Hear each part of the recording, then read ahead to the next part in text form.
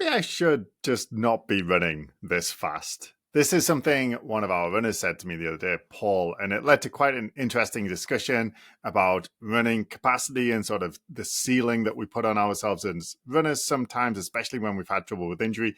And that's what I want to share with you today. Now, Paul had been having trouble with running. For the last year, he hadn't been able to run and had been diagnosed with arthritis. He was having some trouble with his meniscus as well. And that had put him out of running for the last year, which had really bummed him out. But he came to work with us. And after 3 months of working with us in the recovery program, he was doing great. So he was back to running 3 times a week. His knee wasn't hurting. He was super pumped to be back to running. But of course, he wanted to run faster. He'd lost quite a lot of fitness over the previous year and just kind of not going as hard in the previous couple of years. And he didn't like his, new training pace, and he wanted to be faster, and he wanted to get back to that kind of level of fitness that he used to be at. And so that was kind of the next phase of his journey. So over the last couple of months, we'd been working on exposure to faster paces, more volume, and intervals in zones 3, 4, and 5. So if you have a 5-zone system like we do, zone 1 is like a recovery run. It's like easy. Zone 2 is like your typical long run or endurance run. It should be like a conversational pace. And 3 is kind of like your marathon or half marathon kind of pace run. Zone 4 is like your threshold pace, which is more like your 10K, 5K kind of pace. And then zone 5 is like anything up to kind of sprinting. And so we've been doing work on graded exposure to zones 3 and 4, and we were going to work up to zone 5. And the idea was to progress him back to the place where he could run faster, he could run all sorts of different intervals, but to do it safely without flaring up the knee. And then just a couple of weeks ago, he'd had a bit of a setback where his knee pain had returned after a threshold interval session, and he was able to get back. We adjusted his training, we made some changes, and he was back to running within the week.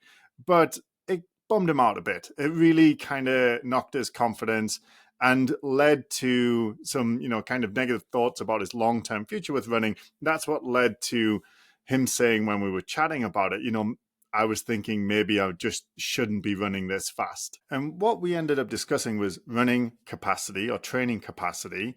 And that's what I want to go through today. So I have a couple of images that I'm going to bring up on the screen, but if you're not able to watch the video, that's okay. I'm going to explain everything. But if you are able to put the video on for the next couple of minutes, that'll make it a little bit clearer. And some of the apps, like if you're listening on like Spotify or YouTube Music, you can actually toggle the video on now, which is quite cool. So you can go ahead and do that. But otherwise, I will explain it so you can understand what's going on if you are listening to this while you're out for a run. Now, before we get into that, the running capacity that I'm talking about here is like essentially like how much you can run. Sometimes we might call it your training load, right? So it's a mixture of the volume of running, which is like how many miles you did that week or how many hours you ran, and the intensity. So like how fast were you running and many intervals were you doing at what kind of paces and all kind of things. So if you add all that together, that's your overall training load, the training load that you're putting on your body.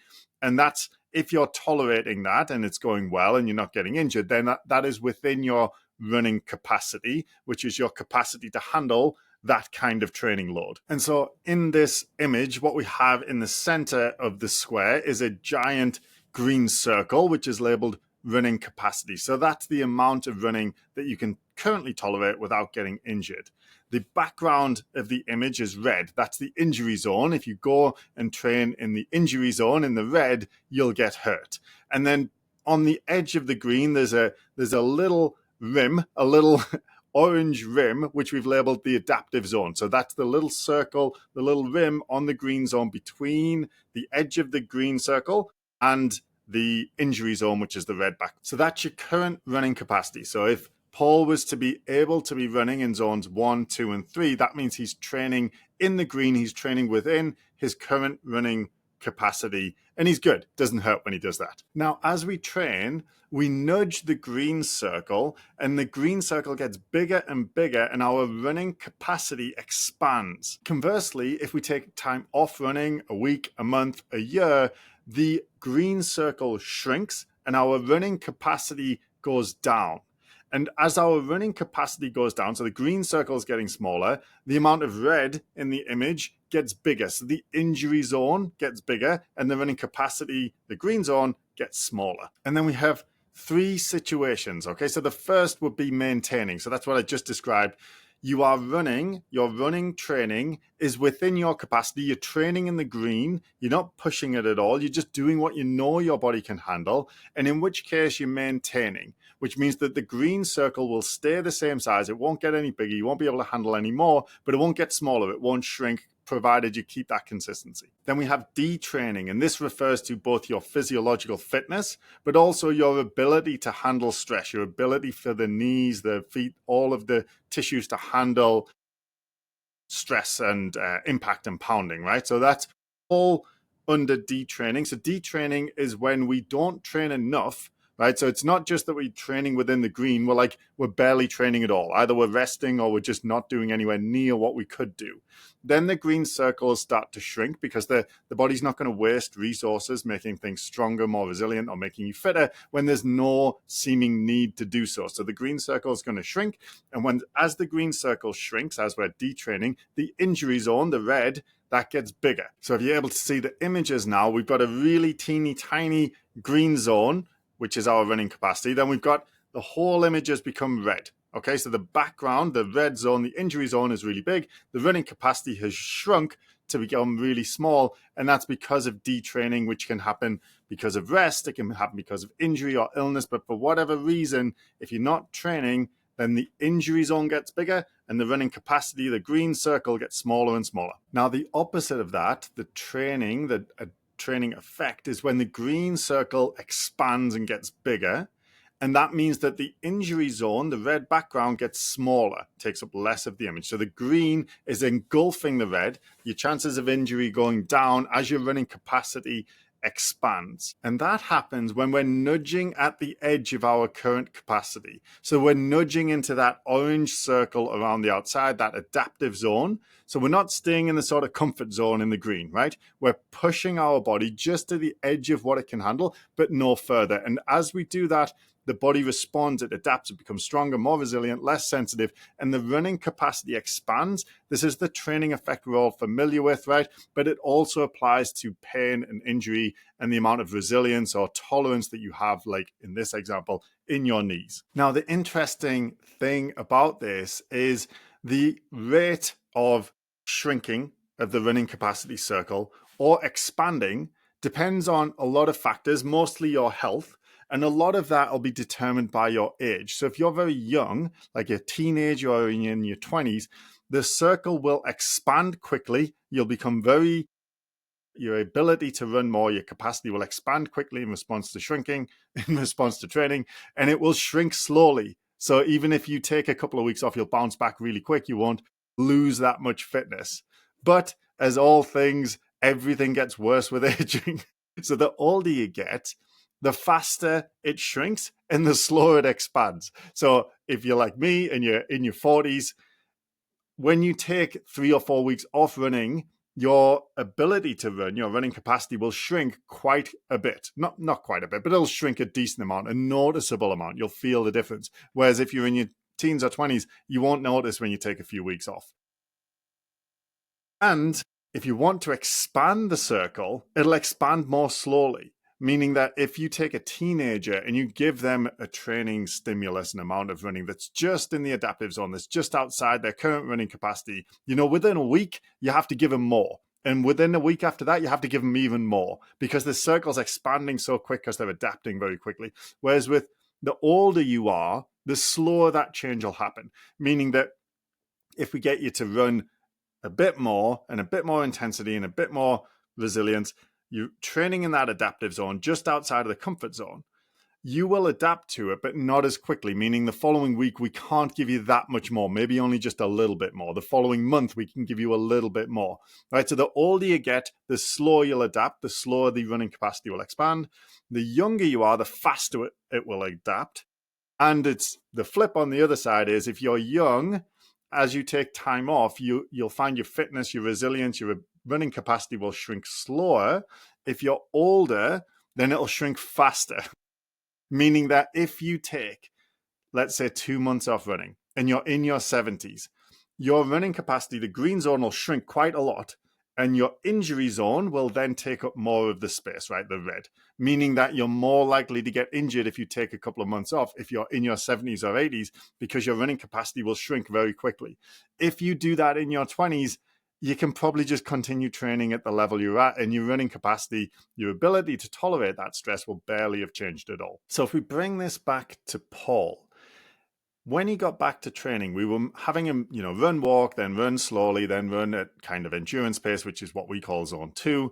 It's that conversational pace. And he was able to do that. And then even when we moved into zone 3 intervals, which is like a comfortably hard pace, he was fine. His knee didn't hurt. So all of that was just within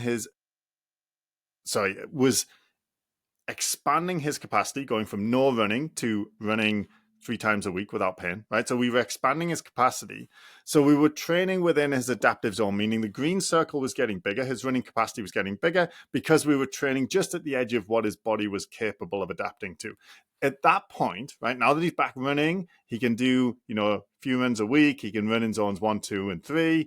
If he wants to maintain at that level, he can just keep training at that kind of volume, at that kind of intensity, and not try and do intervals in zone 4 and 5, not try and drastically increase his mileage. Train in the green and he'll be good. He'll just continue at the level that he's at. And as long as he doesn't have a significant amount of time off and he's pretty consistent with his training, he'll maintain his running capacity for an extended period of time, years, and he'll still be able to run the same amount at the same intensity because his running capacity won't shrink. But if he takes time off, a month or two, his running capacity will shrink. And then if he tries to run that same amount again, then his knee might start to hurt or something else might start to hurt. But what he wanted to do was run faster. He wants to keep up with his kids who got into triathlon. He wants to go back to running at the same kind of training paces that he used to. He wants to do intervals and run fast in zones 4 and 5. That means if he's going to do that without hurting his knee, his running capacity must expand. If he wants to expand his running capacity, he has to expose his body to those kinds of stresses in a graded, dosed appropriately way. But he has to do that, which means he has to go and train in the orange. He has to go to the edge of his green into the orange adaptive zone and nudge the circle outwards. So it takes up more of the injury zone and the green expands so that the running capacity is getting bigger and bigger and bigger, meaning that he can run in zone 3, zone 4, zone 5. He can run for 1 hour at a time, for 2-hour runs, for 3-hour runs, for 3.5-hour runs, maybe longer, right? He can expand that. But to do that, he's got to train consistently and intelligently in the adaptive zone, right? In that orange ring on the outside of the green circle in order to expand that green circle. Because if he stays in his comfort zone, if he stays in the current running capacity in his green zone, then all he can do is maintain. He can stay where he's at. His running capacity will stay the same. It won't get worse. But if he wants to do more, he has to go into the orange. When he goes into the orange, he risks overdoing it, or we risk overdoing it with him, right? Progressing a little bit more quickly than his body can adapt to and accidentally going into the red. And then he has a flare up. He has some sort of pain or regression, usually in that part that's the most, recently injured and most liable to be overloaded. So in this case, the knee. And that's what happened a couple of weeks ago. So as we were trying to find that adaptive zone, train and progress Paul's training at the rate that his knee could adapt to and expose him to zones 3 and 4, we gave it a little bit too much too soon. We went into the red and it got angry. We backed off. We went back into the green. It calmed down. And then we have a choice, right? So this is the question he was asking. Should I just stay where I'm at? Or should I go back into the orange and try again to expand my running capacity so that I can run in zone 4, so that I can run in zone 5, so I can run higher mileage if I want to? And that was the question he was facing. And the answer to that question is, it depends. It depends on what you want. But if what you want is to run more, which means, running more training load. So either that's higher mileage, or you want to run faster, or you want to add intervals, or you want your training pace to get faster, or you want to he wants to go back to like triathlons and that kind of stuff. And that's more than his knee can currently handle. Then he has to go into the orange. He has to expand that running capacity. But if he's okay with where he's at, if he's like, I'm running 3-4 times a week in zones 1 or 2, I'm happy with that. I like doing that. I don't want to do any more. then he can just keep doing that. And as long as he's consistent, he'll be good. So really, it depends what he wants. Now, in this situation, as we talked about, he decided, all things considered, I'd like to, take a little step back, sort of reevaluate, and then move forward. So go back into the same kind of thing we were doing. We'd go a little bit slower this time because we know that we went a bit too quick last time, but we're going back into that adaptive zone. We're going to try and expand that green circle. We're going to train in the orange adaptive zone and expand the green circle so it engulfs more of the red so that he can go back to running zone 4 intervals, zone 5 intervals, longer runs, and all of that kind of stuff that he wants to do. And he'll get faster, which is what he really wants to do. Now, the really cool thing here that, if you can see the video, this will come through more clearly, is the green circle, the running capacity. The bigger it gets, the more space it takes up and the less room there is around the outside for the red. The red's the injury zone. So as you increase your running capacity, your injury zone, the chances of you getting injured, go down. It gets smaller. And this, we could replace the running capacity green circle with knee capacity, right? Just what Paul's knee can handle. So he can use running as the rehab to expand the capacity of his knee. And that means that, if he wants to go play soccer one day, or if he wants to go skiing for a week, or if he wants to go on a big hike that he wouldn't normally do, he's got that capacity because he built it through the stresses and the training effect that he was exposed to with his running. He expanded the capacity of his knee, which allows him to then go and do these other things without risking getting hurt. So he can go on and kind of live a more full life with a more capable knee because he's expanded the capacity of his knee and he just used his running training to do that. So the trick here is to first identify what you want. If you want to run in the amount that you are currently running and you're happy with that, then you need to be consistent and stay at that level and not go too much above it. We could call that training in the green, right? You're training within your current running capacity. You're not trying to expand it. If you've had some sort of injury like Paul with his knee, and you are unhappy with the amount of running he can currently do, so he was happy to be back to running, but he was not happy in that he wasn't running as fast as he could, as he wanted to, and he wasn't running as long a races as he wanted to, and he wasn't running as fast in his training runs as he wanted to. Since he wanted more out of his running, he has to expand his running capacity, which means he has to train in the orange, which means it's a little more risky, right? When we go to the edge of our capacity, the chances that we'll go a little bit too far are obviously going to go up. But that's the only way to get the running capacity to expand. You cannot expand your ability to run unless you go to the edges of your current ability to run, which is the underlying concept that we're trying to get through here. It's the same when it comes to fitness as it is when it comes to structural resilience, or said another way, it's like fitness versus pain. It's essentially the same process. We're adapting to the stimulus applied, and in order to get an adaptive response out of the body, we have to go to the edges of what it's currently capable of in the adaptive zone to get the body to react and say, I need to be stronger, more resilient, less sensitive so that I can do more. That's when the capacity expands. That's when the edges get smaller, which is where the injury zone is, and your abilities go up. Now, if that's what you want is a plan, and you want to understand where you are now, right, your current running capacity, and you want to understand where you want to get to, right? So you've got your A to B, and then you want a plan to sort of systematically get there, and then a process by which you're evaluating each week whether you're in the adaptive zone. Am I doing too much, too little? Am I progressing too fast or too slow?